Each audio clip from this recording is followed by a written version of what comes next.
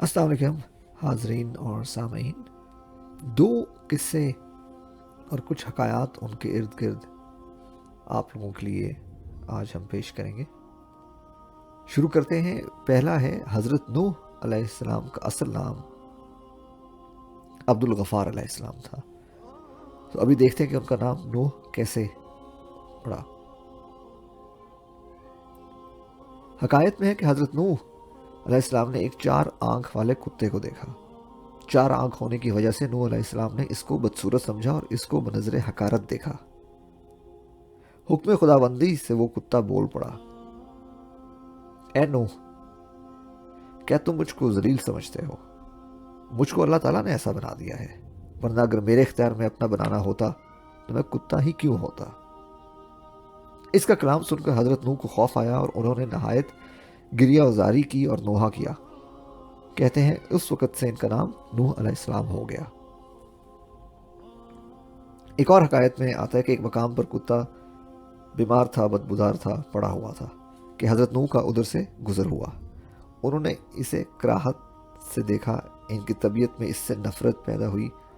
فی الفور اللہ تعالیٰ نے حکم بھیجا کہ اے نوح علیہ السلام، اس چیز کو ہم نے اس طرح بنایا ہے، اگر تم کو یہ کتا بدبودار معلوم ہوتا ہے تو تم اسے عمدہ بنا لو، حالانکہ تم اس کی مثل بنانے پر قادر نہیں، لہٰذا کیوں اس کو برا سمجھتے ہو؟ جب یہ حکم نازل ہوا تو حضرت نوح کا دل کانپا، زار زار نوحہ کرنے لگے۔ اسی وقت سے ان کا نام نوح مقرر ہوا۔ اور یہ بھی ارشاد ہے کہ حق تعالیٰ نے فرمایا، اے نوح، بس کرو، کب تک نوحہ کرتے رہو گے؟ بس اس کے بعد سے ان کا نام نوح علیہ السلام پڑ گیا۔ اگلا واقعہ ہم آپ کو بتائیں گے حضرت ایوب علیہ السلام اور کیڑے کا۔ حضرت ایوب اللہ کے برگزیدہ پیغمبر گزرے ہیں۔ اللہ نے بہت دولت وغیرہ سے نوازا تھا۔ شیطان کو یہ بات نہ بھائی۔ اس نے عرض کیا، اے رب، یہ ایوب تیری عبادت بوجہ راحت کے کرتا ہے۔ اللہ نے فرمایا کہ ایسا نہیں، اگر تو آزمانا چاہتا ہے تو چلو، میں نے تمہیں ان کی جسم و دولت و اہل پر اختیار دے دیا۔ مختصر یہ کہ شیطان نے تمام اہل و عیال، گھر بار کو تباہ کر دیا، یہاں تک کہ سب کچھ ختم کر دیا۔ جب اطلاع ایوب علیہ السلام کو ملی تو الحمدللہ کہتے تھے کہ اللہ نے دیا تھا، لے لیا۔ شیطان نے جب یہ منظر دیکھا تو حضرت ایوب پر تصرف کیا، ان کے جسم میں پھونک مار دی، جس سے تمام جسم بیمار زدہ ہو گیا۔ اتنے بیمار ہوئے کہ شہر والوں نے شہر سے نکال کر جنگل میں ڈال دیا، مگر حضرت ایوب برابر عبادت کرتے رہے۔ آپ کی اہلیہ محترمہ کھانے کا بندوبست کرتی رہتی۔ بیماری اس حد تک بڑھ گئی کہ جسم مبارک میں کیڑے پڑ گئے، لیکن عبادت بدستور کرتے تھے، ذکر اذکار جاری رکھے، کیونکہ ابھی تک اعلیٰ ذکر سالم تھا، یعنی زبان۔ آپ کو ان کیڑوں سے اتنی محبت ہو گئی تھی کہ بلکہ اللہ نے اتنی محبت ڈال دی تھی کہ جب کوئی ان میں سے زمین پر گر پڑتا تو فوراً اٹھا کر اسی مقام پر رکھتے تھے کہ اللہ تعالیٰ نے اس کی خوراک میرے جسم میں رکھی ہے۔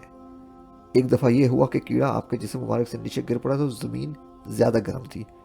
جو ہی اسے اٹھایا، اس نے بہت سختی سے جسم مبارک کو کاٹا۔ اور یہ بھی مذکور ہے کہ جب کیڑے نے زبان پر حملہ شروع کیا تو بے اختیار بول پڑے، اے اللہ، اب تو اعلیٰ ذکر ہی کٹ رہا ہے۔ تو اللہ نے فرمایا، اے ایوب، میں تو اسی انتظار میں تھا۔ آپ نے فرمایا، اے رب، مجھے شرم آئی کہ 70 سال صحت میں گزار لیے، اب جو تھوڑی سی تکلیف آئی تو کیسے صحت مانگوں، اور ڈر ہوا کہ بے صبروں میں نہ لکھا جاؤں۔ اور پھر اسی صبر پر آپ کا صابر کا لقب مقرر ہوا۔ فرمایا، غرض صحت ملی اور تمام اہل و عیال و مال واپس ملا۔ بعد میں بیماری کے کسی نے پوچھا کہ کیا حال ہے؟ فرمایا، الحمدللہ کہ صحت ملی، لیکن اب وہ مزہ نہیں ہے۔ جبکہ حق تعالیٰ میری بیمار پرسی فرماتے ہوئے پوچھتے، سناؤ ایوب، کیسا حال ہے؟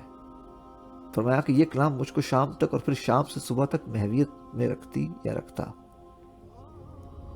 اس قصے کا فائدہ یوں پتہ چلتا ہے کہ ایوب علیہ السلام کی کیڑوں سے محبت کو دیکھیں کہ بیماری میں بھی ان کا خیال کہ ان کا رزق میرا جسم ہے۔ پھر پتہ چلتا ہے کہ اللہ اپنے نیک بندوں کو آزماتا ہے، تاکہ ان کے درجات بلند فرمائے اور مخلوق خدا میں ان کی شہرت ہو، ساتھ ساتھ شیطان و حاسدین کی ذلت ہو، کیونکہ بعض اوقات کسی کا حسد محسود کی شہرت، عظمت و رفع درجات کا سبب بن جاتا ہے، جیسا کہ یہاں بھی آپ نے دیکھا کہ اگر شیطان حسد نہ کرتا تو صابر کا لقب کیسے ملتا، اور یہ واقعہ قرآن کریم میں کیسے آتا۔